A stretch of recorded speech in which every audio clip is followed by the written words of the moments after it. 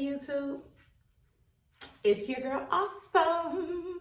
It's been so long since I actually been on here, but I decided that I want to go ahead and come on, check in.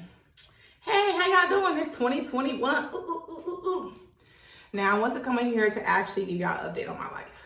I got COVID. I already talked about this before, but I got COVID. I got really sick. That's in another video, etc. So basically, I'm just coming here to tell y'all that I decided to be on the loser bench at this point in my life because I am 42 years old. I am 5'11", and COVID messed me up emotionally, mentally, and physically. So I got to the point where I used to be able to work out like 3 times or 4 times a week and freaking burn like 1,000 calories a day. Now, I can't. Even though I know you gotta give your body some time. I'm at a certain age in my life, ain't no time. I keep getting bigger and bigger and bigger, and I'm not about it. So I made a really big decision to do weight loss surgery. Now, how do I feel when I say that? I feel like that was always in the back of my mind, back. But I didn't really know if I would ever do anything like that. I mean, my mom had it done before. She had an RNY, she had leakage, and she was in the hospital. She had a severe leakage and blood clots and everything. But you know, she turned out okay.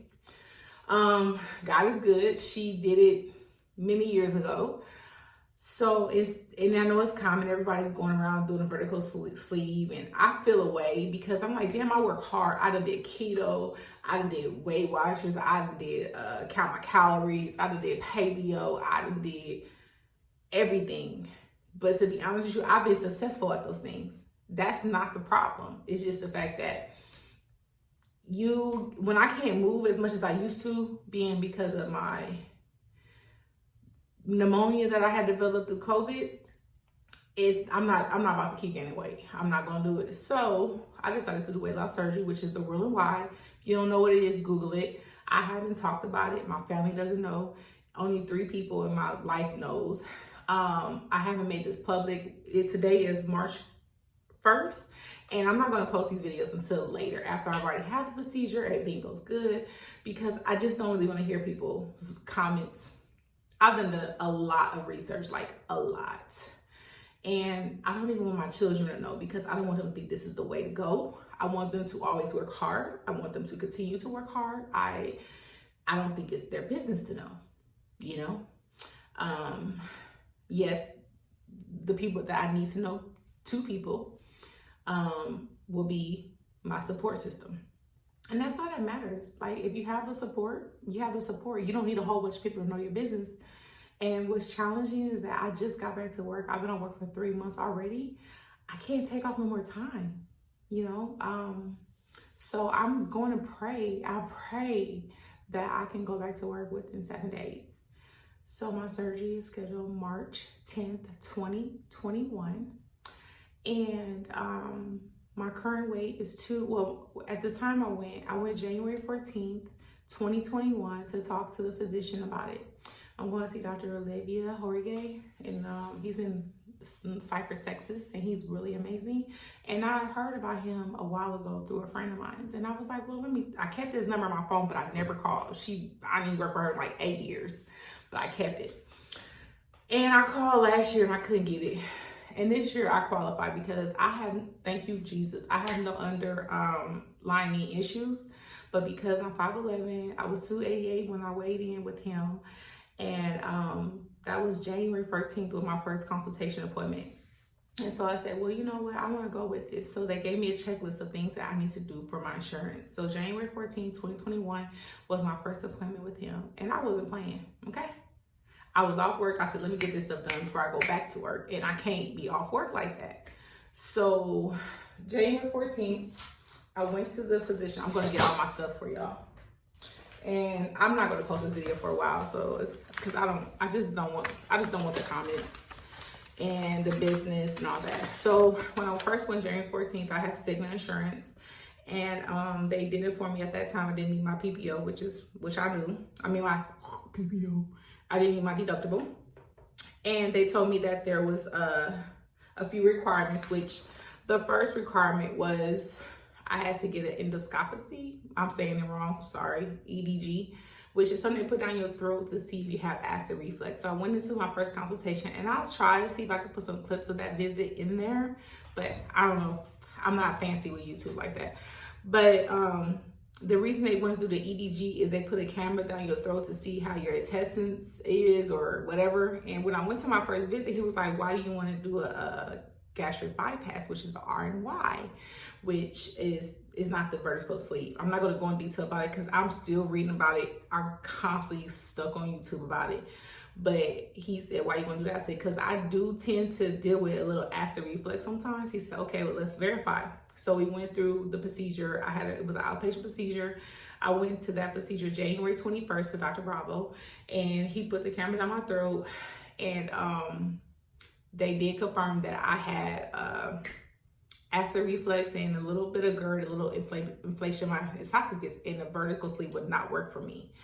And a lot of people that I've seen on YouTube that has the VSG, they go back for surgery because of that. Even if they never had it before, they develop it or all these other things. So I was like, I'm not dealing with that. And they go back for the RNY. So I was like, nah, give me the deal. So we did that. So that was a check off. So I completed that process. And then I had to go get some lab work done. So I went to get my lab work done January 21st. Like I did everything back to back, like boom. And the lab work came back saying that I've never had high cholesterol in my life. Literally never. My blood work has always been amazing. So they called me and said, well, it's a little high, but we're not going to worry about that if you've never been on medication before. But what we'll do is your B12, you need to get some more medication. You need to take some vitamins for B12 was low, and your vitamin D was low. And we could call a prescription for that. And then that was it. So I Googled, I went on Amazon and ordered some, I have a whole total of things I want to talk about, but I don't know if I'm gonna have time for that because I don't want to make this dragged out. But basically, I ordered me some B12 vitamins and some vitamin D chewable vitamins and things like that. So I had bought this little thing. I don't know. I'm not a professional YouTuber and I'm not trying to be today, but you get the point. So I had to take pre-vitamins before surgery. So I started taking all these vitamins prior. I've never took all these medications before. But hey, when you get a procedure like this, you have to take medication for the rest of your life. If it's vitamins, you need vitamins anyway. So why not? So anywho, I did that. And so then February, I had to do 2 nutrition classes, which I did over the phone. They were very helpful. You know, I'm very detailed about my information, and I'll go in detail about that later, but I just don't feel like that right now. And then this video is strictly about the reason I wanted to do it and my process. And then after I do my 2 nutrition classes, then I had to get clear from my lung doctor, my pulmonary, because of COVID. COVID put a scar tissue. It did a lot to me. But before I decided to make the decision, I made sure I was cleared by cardio. I made sure I was cleared by my lung doctor. I did all those things prior. So my lung physician, he actually cleared me for surgery. So he said, you'd be a good candidate. Now, what was challenging is trying to find a letter from a primary care physician. My primary care physician does not believe in it at all. He does, So I was like, what am I supposed to do? He'll give you diet pills all day, but he don't believe in procedure. But what's the difference? Like, I don't get it. Anywho. So I had to reach out. I went to some Facebook groups and stuff like, I don't know what to do. And it was like, well, what we did, you could try to your OBGYN. So I reached out to my OBGYN and she was like, I've never been asked this question before, but okay, I'll do it for you. You know, I knew you struggle. Well, when I had my fibers removed, it put a toll on my body. It changed my emotion, my hormones and everything. Ever since I had that procedure in 2017, I haven't been able to like get down to past 240, no matter what I've done. And so it's been a challenge since that procedure. So, you know, I had the tummy tuck in 2014 or something like that. I don't know. I have to give y'all accurate dates later. I'm not really, it's 2020, it's 2021 right now. I can't go back that far. Y'all can look at all my other videos if y'all want to know that information. But I had a tummy tuck, and then after I had a tummy tuck, I had to get my fibers moved, and then boo, and then it's been up and down, and I'm tired of that. I don't want to do that no more. So I decided to go with that. She wrote me a letter, cleared me. So I went to my pre-op appointment. with my surgeon, and we went ahead and went about it, paid my deductible, and we got a date, which is March 10th, 2021. And I literally would have to go back to work on March 15th, 2021. I can't be, I have to pray that I get healed quickly. I have a desk job, and I'll be all right. God give me strength. If I could be COVID, I could beat this. A person told me, this girl I know told me, she said, if you could be COVID, you could be anything. And she's absolutely right, because that put me on my. So I just want to go over some things that I actually bought for my procedure. I bought some vitamins, which I actually bought some through the bariatric website. Let me see. Sorry about the noise. Bariatric Advantage chewables, because I guess you're not allowed to, I don't know, swallow, so you can chew. So these are vitamins you can't take until like 30 days. Blooper. You can't take the vitamins until 3 days after surgery. So I had bought these already on Amazon, but I went to the actual website of the Bariatric Advantage, the Bariatric website, and I bought the calcium ones, chewables, and I bought the multivitamin ones, because it's so important that you actually get your vitamins in. Like, I have a chart of vitamins and everything, but I just don't have time for that right now, because people lose attention after 20 minutes of YouTube. So I'm trying to go fast. So I have my vitamins that I'm supposed to order. I'll talk about that later, but I just wanted to go over some things I purchased for my procedure on March 10th. I bought some Tylenol dissolvables, I guess, because I don't want to get, I guess they give you Tylenol codeine, which is what my physician's going to call in, which is liquid. And I don't want to get caught up in that, so I want to take Tylenol. And I know you can't swallow things, but these just go in your tongue, and you don't need any water, and it dissolves. Woohoo! And I don't know if I can take this or not, but I'm going to ask them. But everybody talks about how their throat hurts. So I'm going to just go ahead and spray my tongue and my throat, because I know when you have something stuck down your throat, you do tend to burn and it hurts. I don't want to deal with that. And I bought some Gastric also, because I bought some chewable ones, because everybody talks about on YouTube how much you're in pain and there's so much gas and you have to walk and everything. So I had a tummy tuck. That shit hurt. I don't know, but I couldn't walk. I couldn't breathe. If I coughed, I cried. So we're going to see how we're going to go through this. And I'm going to come back on the fall about what you really need or not what you don't need. You know, I'm going to tell y'all the truth. Y'all don't, I don't even tell y'all to subscribe. If y'all want to, y'all can. If y'all don't, I don't care. Because I'm not on here for income. I'm just on here to be honest. And that's it. Boom. Get you some gas X. Then I actually also bought, I found some Benefiber chewables, because see, remember when you get a RNY, you can't be swallowing stuff, so you could chew all that. I bought some of these Benefiber, and the calorie content is not bad. So if you get like, I know you can't see because it's a little blur, but you get the idea. You can Google it, Amazon it, whatever you want to do. Boom. I don't get paid to be telling y'all details. I'm not doing all that. Boom. And I also bought some tea. Now I'm gonna have my little bag to take to the hospital, because I ain't about to give me no BS. So I also bought some tea. I was looking on YouTube, and there somebody was saying, "Oh, this might be good. It helps move your bowel more in case you're constipated. You can't do nothing but drink for 2 weeks after you have the procedure." I'm on a 2-day. I'll be on a 2-day liquid diet. Ooh wee. And then after I have my surgery, I'll be on a 2-week liquid diet. If I don't drink none of this tea, boom.